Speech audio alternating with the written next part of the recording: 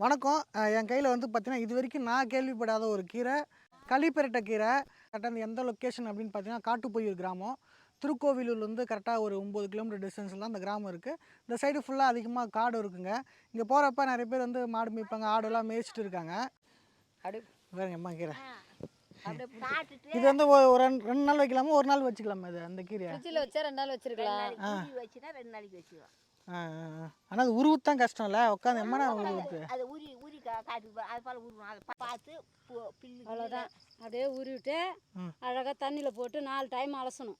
4-5 time அலசிட்டு மணல் அலசினாக்கா இது மாரி வந்துடும். இந்த மண்ணை அப்படியே போட்டு வெங்காயம், தக்காளி, பூண்டு இதெல்லாம் வதக்கி கொட்டி கீரையை வேக வச்சு கடைஞ்சோன்னா அப்படியே நெய் மாரியா இருக்கும் சாப்பிட்றதுக்கு. வாசனையாக சாப்பிடாம கூட இன்னும் ஒரு பிடிச்சிட்டு சோறு சாப்பிடுவாங்க. நீ சாப்பிட்டுட்டு அப்புறம் சொல்லணும் நாளைக்கு வந்து. நான் சொல்கிறேன் பாட்டியா. நாங்கள் இங்கே தான் கீரை அருமையாக இருக்கும். நான் ரோட்டில் தான் இருப்பேன். இது போல் சாப்பிட்டா உடம்பு நல்லா இருக்குது, கலகலன்னு இருக்குதுன்னு சொல்லணும். சரி பாட்டி, வந்துட்டு நான் கலக்கல்லாம் இருக்குன்னு சொல்கிறேன் உங்ககிட்ட.